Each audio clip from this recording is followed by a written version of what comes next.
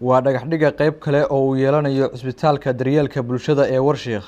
kaasi oo adeegyo caafimaad siiya dadyooga ku nool Warshiikh iyo tuulooyinka hoostaga. Magaaladan xeebta ku taalo horumar ku tallaabsatay sanadihii u dambeysay ayay maamulaan golo deegaan oo bulshadu ay soo doorato. Xildhibaan Miina Xasan Shibis oo ka tirsan golaha shacabka baarlamaanka Soomaaliya, gudoomiyaha gobolka Shabeellaha Dhexe iyo duqa Warshiikh ayaa wadajir u dhagax dhigay horumarin lagu sameynayo isbitaalka. Dr. Aweys Sheekh Xaaji Cadde oo ah dhakhtarka isbitaalka ayaa sheegay inay buuxiyeen baahiyaha adeegyada bulshada nawaaxiga Shabeellaha Dhexe, balse ay u baahan yihiin in la dhameystiro qaybaha ka dhiman si looga maarmo bukaanada loo qaado magaalada Muqdisho. Isbitaalkan muddo badan ayuu furnaay 17kii ilaa iyo maaragtay ilaa iyo waqtigii 19kii oo kasoo gaaro muddo dhaxdaana wuu xirmay oo sanado ah dhibaatooyin fara badan laga maray waxa 20kii Oktoobar markii maamuladii degmada gudoomiyaha iyo maamuladii kala jiray howlkalo iyo isku soo xirxireen iyo dad ka tirsan dalada Warmacad oo gacan weyn ku qabatay oo howlkal culus u soo gashay maaragtay dalaha joogan ama dibadda ha jiraan waxay isku taxallujiyeen inay isbitaalka maaragtay faraha ku qabtaan isbitaalka ilaa iyo hadda 20kii Oktoobar ilaa abtunaaw ay ka faraha ku hayo waa si fiican u socda howlihiisa dhinacii daawada dhinacii maaragtay umulisada oo aad loogu dhabanaa jiray xilligii hore Warshiikh ay maaragtay tuulooyinka 56 tuulo markii laga soo qaaday xamarka intii gaarin ilmaha ku dhima jireen oo dhiig bax u dhima jiray xilligan dalada Warmacad ugu mahad celinayna maxaa yeelay daawadii oo bil walba joogtay mushahaaradii shaqaalaha iyo maaragtay ilaahay kuma sameeyay iyo maaragtay soo dhawaynta iyo wixii kama qaba isbitaalka ay ka fara ku hayo okay isbitaalka waxa ka jira cudurro aad u fara badan oo maaragtay soo gaaro ay ka mid yihiin cudurrada maaragtay respiratory tract infection-ka diarrhea ka mid ah anemia ka mid ah malaria ka mid ah cudurradaas oo dhan ma aragtay waa ka jiraan isbitaalka xilliga afraha ku hayn inta ugu badan okay xilligan waxaan soo gaaray arkaynay cudurro measles la yiraahdo oo jadeeco ah oo waayahan dambe aad faraha ugu haynay iyo dhaawacyadii meel walba ha ka yimaadaan ama ha ka yimaadaan Warshiikh galiya wax loogu qabtay ama ha ka yimaadaan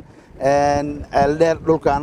ilaa iyo maaragtay xamar intii ilaa raagaceel dhulkan wax galay oo dhan isbitaalkan ay ku soo xaadiraan xilligan oo wax walba diyaar dhaqaatiirtii daawadii intaba diyaar ay ku yihiin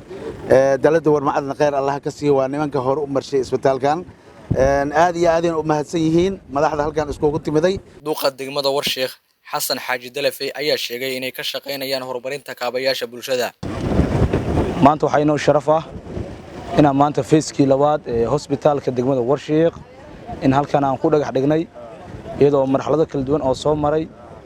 xildhibaanada qaranka Soomaaliyeed iyo gudoomiyaha gobolka Shabeellaha Dhexe waayo ka soo qaybgalka waayo dhagax dhigitaanka maanta gacmahooda ay ku dhagax dhigeen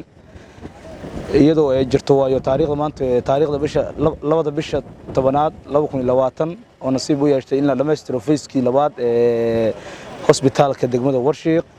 insha Allah ta'ala waxaan rajeynaa insha Allah waa dhagax dhiga maanta halka laga sameeyay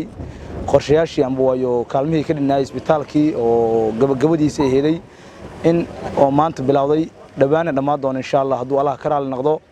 hadii aan maamulka degmada iyo bahda caafimaadka iyo dhammaan bulshadii deegaanka waxaan aad iyo aad ugu faraxsanahay dhagax dhigi maanta halkan laga sameeyay waana soo dhaweynaynaa boqol waxaan aad ugu mahad celinayaa community-ga kala duwan ee deegaanka oo qayb weyn ka qaatay dhisidii hospitaalkan haddana ayagoo isku xil saaray waayo kaalin weyn ka qaadanayaan iyadoo hogaaminayso Dr. Miina Xasan Shibis waayo volunteer ana waayo iska wax u qabso hospitaalka qaybihiisa kala duwan oo wajigiisa labaad loo dhameystirayo ma sha Allah waayo aad aan ugu faraxsanahay waxaan leenahay marka waadi mar labaadbo waad ku mahadsantiin dhammaan intii ka qayb qaadatay waa sadaqatul jaariya oo waxa loogu adeegayo waa bulshadii degan tuulooyinkan oo hoos yimaada degmada Warshiikh oo ka kooban 54 tuulo ayaa loogu adeegi doonaa waayo hospitaalkan asigoo waayo shaqooyinkiisa wixiisana sida caadiga ah maalmaha oo caadi ugu socdo insha Allah wixii dhiman insha Allah ta'ala dhamaan waan dhameystiri doonaa insha Allah. Gudoomiyaha gobolka Shabeellaha Dhexe Axmed Mayre Makaraan Axmed Faal ayaa isbitaalka ku tilmaamay goob muhiim u ah gobolka oo loo baahan yahay in horumarintiisa laga wada qayb qaato. marka labaad waxa waa Ilaahay ama hadda iskale in maaragtay haddana aan maanta joogno isbitaalka derbigiisa in la wareejiyo daydkiisii maadaama isbitaalku ay bacad badan uu soo gelayo isbitaalkana uu yahay isbitaalka kaliya oo degmada Warshiiq intaas soo tuulo hoos yimaado maaragtay loogu adeego marka ilaahay noo fududeeyo inta dhiman dhammaan heer Warshiiq iyo dhammaan maamulka gobolka iyo xildhibaanada ugu horeysana waxaan maaragtay u wada taaganahay inay maaragtay derbigaas si fudud asna lagu dhameystiro haddii Ilaahay yiraahdo. xildhibaan Miino Xasan Shibis oo dib ugu laabatay Shabeellaha Dhexe oo laga soo doortay ayaa sheegtay in isbitaalka tabartaada ku tasho lagu taagay oo wax badan ku soo kordhiyay deegaanka waxayna ballan qaaday inay dhameystirayso dhismaha isbitaalka. runtii waa mar kale farxad ayay ii tahay inaan Ilaahay i gaarsiiyay oo i siiyay fursadan dhagax dhiga oo derbiga lagu xindaabayo isbitaalka inaan mar labaad ka qayb galo. runtii isbitaalkan juhdi badan la geliyay taariikh dheer uu leeyahay bulshada meeshaan ku nool ayaa aad isugu xilqaanta day joogto dibadda iyo day dalka gudihiisa joogto sidii uu ku suurta gali lahaa waa Ilaahay mahadiis isbitaalka waa suurta galay uu noo shaqeeyaa inkastoo wax badan ay ka maqan yihiin oo dhameystir u baahan yahay laakiin waxa muhiim ah in derbigan la dhiso si ciidda iyo dhibaatada jirto looga ilaaliyo runtii muddada joogana waxaan aaminsanahay isbitaalka in wax weyn oo taray